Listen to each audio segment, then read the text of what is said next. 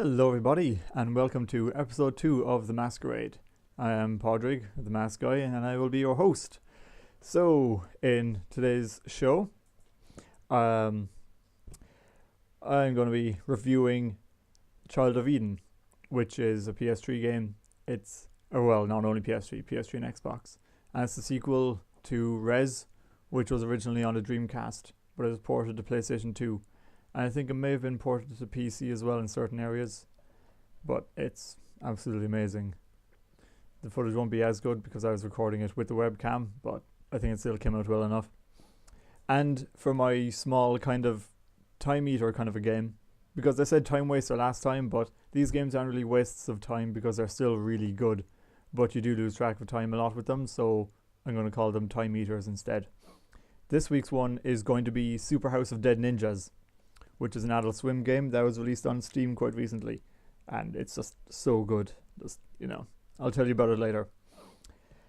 And I got kind of news, kind of not news, stuff about sequels and SimCity, which is pretty disastrous really on its first week, which is unfortunate. And yeah, I'll have my weekly shout out after that, and that will be the show. So hope you're looking forward to that, and let's get started. But actually, before we get into the bulk of the show, looking back after last week and the reception it got, and, well, I only got like one comment on the video telling me for feedback, so that wasn't really feedback, so that didn't really help much. But as I got into a big long conversation with my brother who watched most of my video, or some of my video at least, and one thing, and I noticed it myself after watching it, is hands. My hands were all over the place. I know I'm still going to be using my hands, but not as much. I mean, I was going to keep them on my desk, if you can call it that. And this claw was supposed to be the inverted commas. But they were all over the place. I mean, if you look over the last video, just look at my hands. It's just crazy, and it's woo every single time my hands were just kind of floating here and it just looked wrong. It was a complete disaster. That's the big improvement I need to make, so I'm going to have a lot less hand movement in this one. I think I'm going to try and have shorter videos because 40 minutes was kind of excessive and I was hoping not to have that much. Maybe just at the start while I'm getting the hang of things. I mean, it's still early days, so there's going to be a lot of stuff that's going to be improved and fixed and taken out and put in and everything.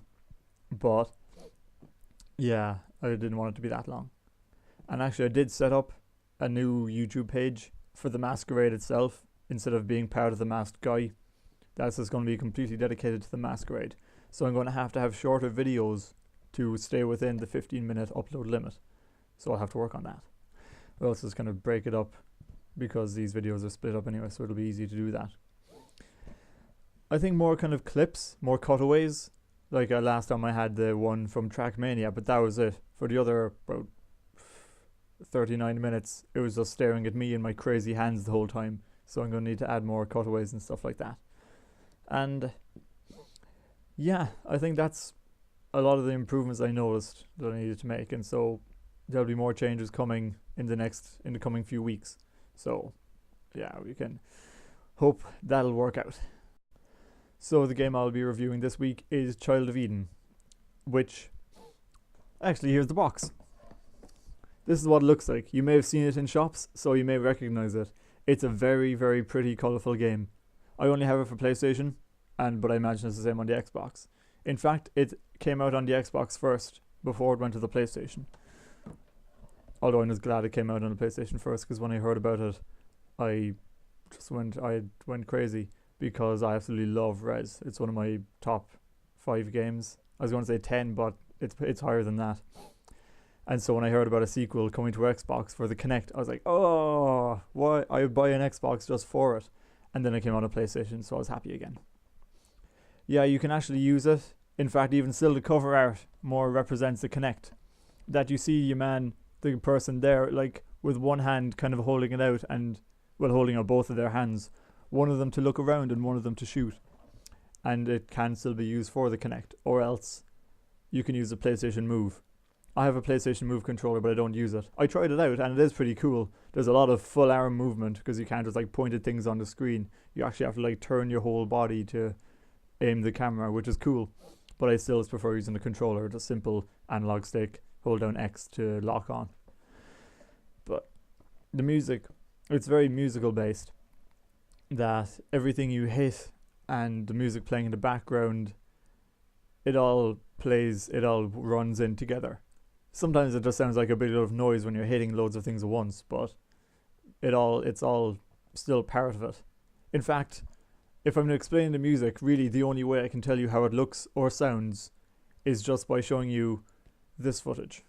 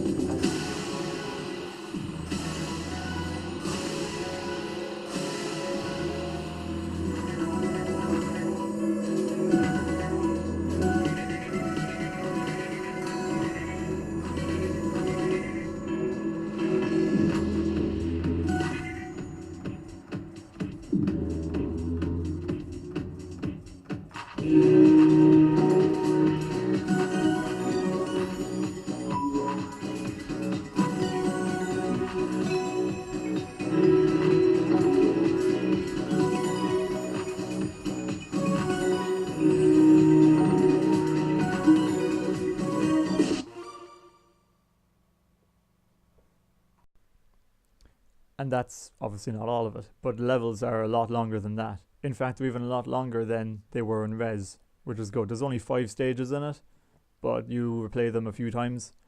And if you want to watch the whole of the first stage, because that was the first stage, that was only a part of it, then I'm actually going to upload the entire first stage playthrough onto the Masquerade page, or onto the Masquerade channel, sorry. So you'll be able to see that. Also, sorry if the quality isn't that great, but I was kind of doing the best I could with the webcam recording it and trying to pick up the sound as well as I could using the headset. I know it's a very kind of a makeshift kind of a setup, but I don't actually have a capture card, so there's not a whole lot I could do. Really, it's a fantastic game, and it's pretty cheap. I mean, I think I bought that for €15. It all depends on where you get it. It all depends on what shops you go to. It's that one's pre-owned, so that was why it's cheaper. But if you ever get a chance to play it, I seriously recommend it. Or if you can actually get your hands on Res. I used to have it for the PS2, and I so seriously regret trading it in, because I really should have kept that game. So my mini time eater of this week is Super House of Dead Ninjas, which is as fun as it sounds, really. It's a side-scrolling it looks kind of retro arcade game style, with complete with the horizontal lines going across. It's hard to explain it, but you'll see what I mean. It's an Adult Swim game, which means that you can actually also find a flash version of it on the Adult Swim website, or Adult Swim Games site even. I think it's all the same, really. And so you should definitely try it out for yourselves. And there's also a Steam version. It costs $6, or well, €6, so it's all the same. But so it's cheap, and you'll be playing it for so long, so it's really worth your money. I mean, if you'll definitely get a lot more €6 worth out of it, trust me.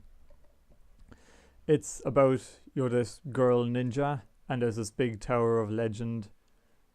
I can't remember the backstory completely. It actually gives you a comic book that you can read, kind of black and white manga style. And yeah, you're basically kind of going to this tower to find riches and to slay. Oh yeah, that was it. You're slaying the demon and his minions that are terrorizing the village. Lots of people do it for treasure and riches and all that, but you're doing it for revenge or retribution or whatever. And so yeah, you start, but the thing is, you start from the top and you work your way down. So there's like, you start off at floor 250, I think, and you have to fight your way all the way down to floor 0, which has like the last boss. So before every dungeon, or every time you go into the tower, it lets you choose your loadout. It has, you know, melee weapons, thrown weapons, explosives and magic. And it tells you how to unlock things as well, and there's upgraded versions of most of them. Or else you can choose to randomize or chaos mode, and so you don't know what you're going in with, just to mix it up a bit. Then there's upgrades that are permanent, ones that you earn, like increasing your life or the amount of projectiles or explosives you can hold. And then these are all items that you can pick up in the game that do different things, like, you know, instant rage, so it puts you into rage mode instantly, which, okay, after saying it I realised how obvious that sentence is. And, you know, item magnet and all that kind of stuff. Or else there's your costumes that you basically earn by killing a certain amount of enemies. They don't change how it plays, it just looks different. It has 2 difficulty modes. Normal gives you continues, and hard mode takes away your continues, and it adds on the proper ending, which is Arbargus's domain. Arbargus is the main enemy. That's how you pronounce it, I don't know how to say it. I've only finished it on normal mode so far, so I haven't even seen Arbargus's domain yet. And then there's the transdimensional leakage, which you have to get tickets to enter, and it's, as far as I know, an endless dungeon, and it's harder. And then there's user-made content as well. It has all of your basic skills, really. At every time you start off at the very first floor, it gives you the tutorial. So there's a jump, double jump, melee attack, then you can throw things. I've got the throwing axe on, and I have the whip, which in my opinion is probably one of the better weapons because it's just so fast. Then there's the explosives, and my ones now have detonation, so I can detonate them whenever I want. And then there's walls that you can break through as well. There's ones that you need bombs for, and there's just basic, what am I trying to say? Those ones that you can just hit with your weapon and they break. Now I'll see if I can quickly get into rage mode and show you what that is. There we go, I'm in rage mode. So now I'm flashing, which means I'm invincible, and everything I do is a one-hit kill. And so every time you kill an enemy now, it'll actually add to your rage. So if you want to go around and kill things as fast as you possibly can, just to say as strong as you can, for as long as you can, basically. Sorry, that was a lot of as you can. That all kind of conveniently rhymed. Then there's lots of those health pickups, like the cash one and stuff. And there's one of the unlocks. Sorry if I'm a bit broken up now and just concentrating on this. One of the unlocks you can get, the unlimited ammo pickup, is you need to actually get a full minute of rage, 60 seconds. So you have to keep it going as long as you can.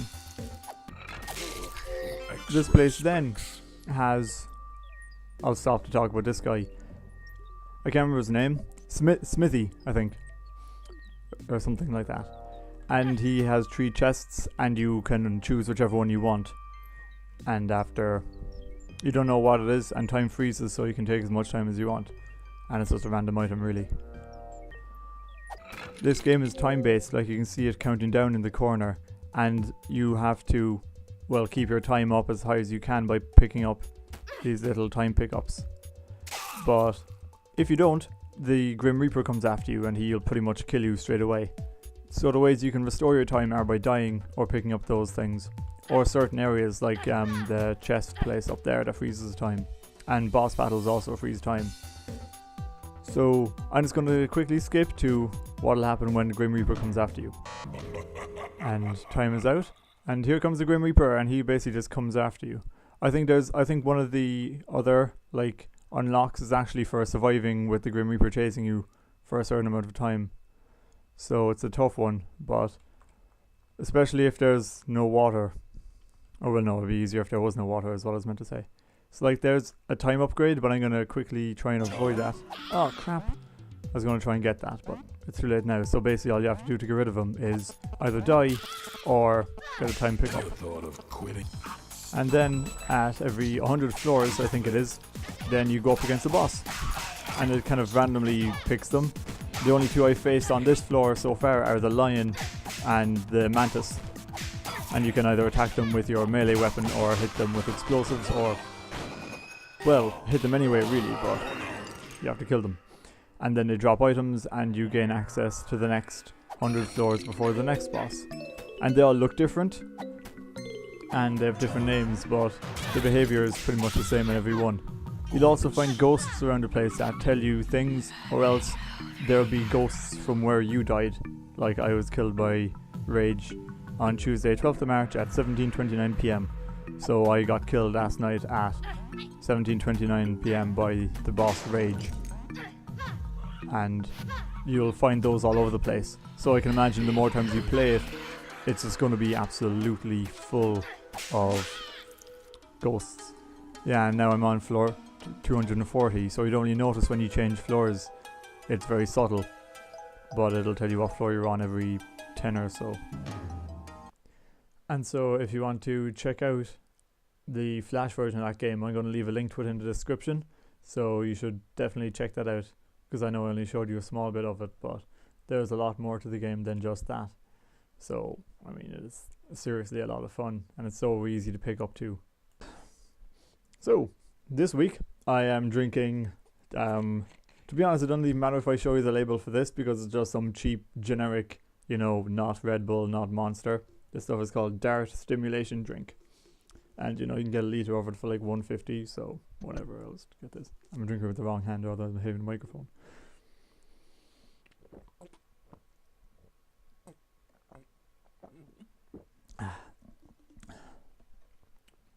I'm not addicted to energy drinks or caffeine. I just consume a lot of it, but I don't actually rely on it. Although that's probably the first step to realizing that you do have a problem. Isn't that right, Sackboy? How would you like my friend Sackboy? I'm going to try and add more like gamey decorations to this viewing area, because I have a lot more stuff. I mean, look. Oh, hold on a second. Yeah. Sorry if just, you know. See, it's a little angry bird, and he goes, and he makes angry bird noises.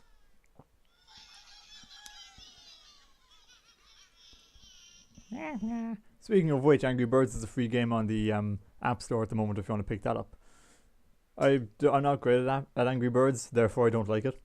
But, you know, still, pick it up. The full game is free, you know, all the stages. So, definitely well worth it. And so, this week's news, I think, is actually going to have to be put into a slightly separate video. Like, I was going to talk about sequels and, like, old games getting very new sequels, like Tomb Raider and Mass Effect, Max Payne. But this is going to be going on too long. So instead, I'm going to start talking about the other news, which is SimCity. Although if you want to check out the thing about Tomb Raider and Max Payne and all that kind of stuff, I will be making a video of that too. But it'll probably just be going on to the Masquerade page as a separate, shorter video. But the SimCity, sorry, I had to keep my hands down again, but I think I'm doing better this time. SimCity has had a terrible launch, which is a shame, because I don't necessarily like SimCity, but I definitely respect it as a game. I mean, The Sims I absolutely love, and The SimCity was always kind of part of that. You know, you kind of run your own city. It was always a bit too kind of managey for my liking. I always preferred the tycoon games, but definitely, I mean, there's still a lot of merit to it. And Maxis, I always kind of thought was a nice, kind of decent division, but unfortunately they do, well, all of their work with EA. So, you know, to start that was fine. EA were respectable-ish, but, you know, now their business practices have just become so douchey that, you know, it's just not even funny anymore.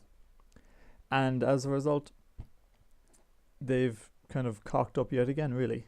And the servers were just, they basically didn't expect as many people to buy SimCity. And so the servers, as far as I know, I mean, I don't know the full story now, but I mean, all you have to do is just look up, you know, SimCity disaster or SimCity crappy launch or whatever, and you're going to get articles and articles about it. But as far as I know, that basically they didn't have up the servers up, or enough servers up in time, and so they couldn't handle the amount of people trying to play it. I should probably also mention that the new SimCity game is online, and that's why the servers are an issue. That otherwise, if it was offline like the rest of them, you could be happy out just playing by yourself. But this one, you actually kind of rely on other people's towns and like your neighboring people, because you have to trade with them and, offer them things. Like some areas are more rich in water or wind or something or whatever, I don't really know. And so you actually have to kind of communicate with other towns or cities to get stuff that you need. And yeah, that's what the online thing is actually a great idea, and it seems like it would work really well. But for the initial start, as opposed to what start? But the initial kind of launch period is just not very hopeful at all. And people are still playing the game and they seem to be enjoying it, but that could put a lot of people off. And it's just yet another nail in EA's coffin. Or does that mean that they're already dead and they're not coming back? I don't know, but it's definitely not helping EA. That much is for certain, because they're already downhill. That's one thing I have to wonder about EA though. What happens, because they make a lot of games. They make a lot of games.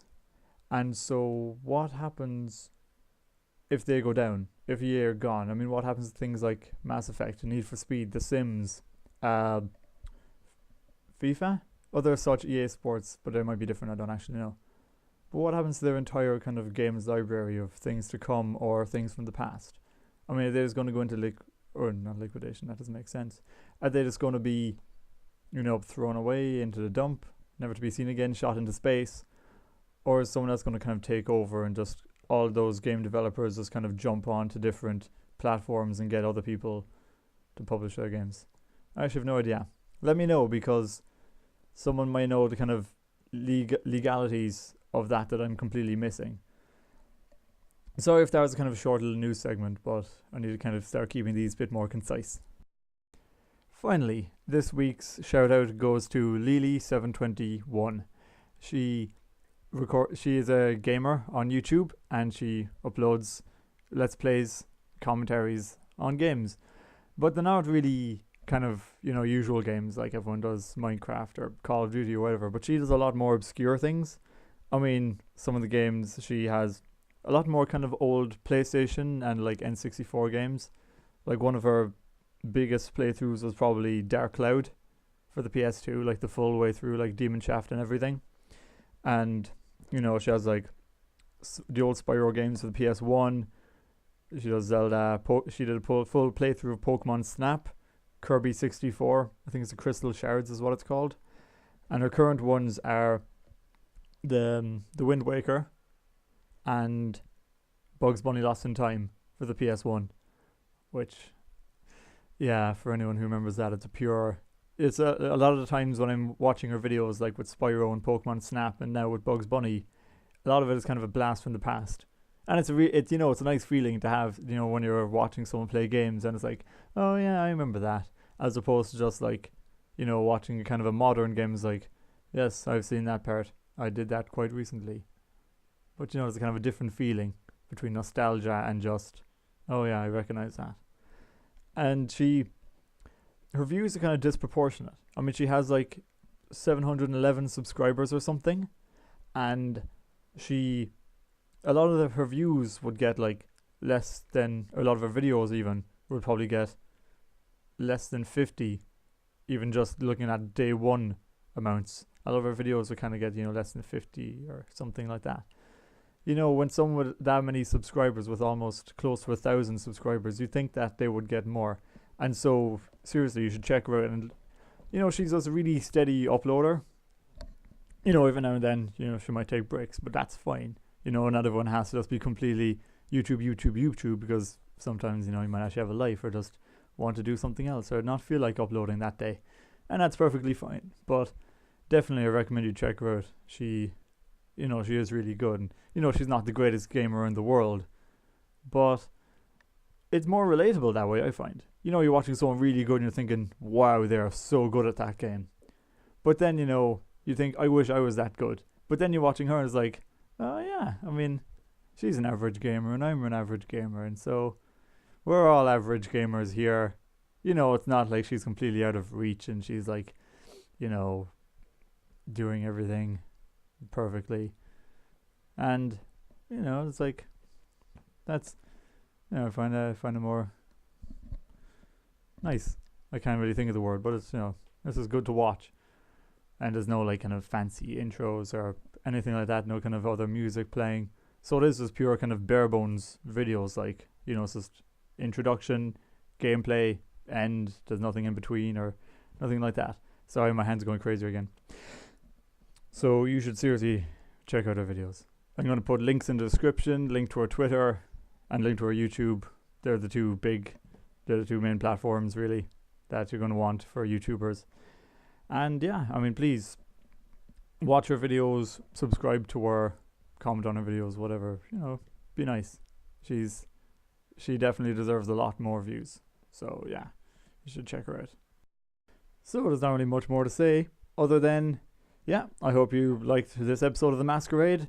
Please like the video, comment on it, you know, whatever you like or dislike, or just, you know, think you want me to know. You know, subscribe if you haven't already.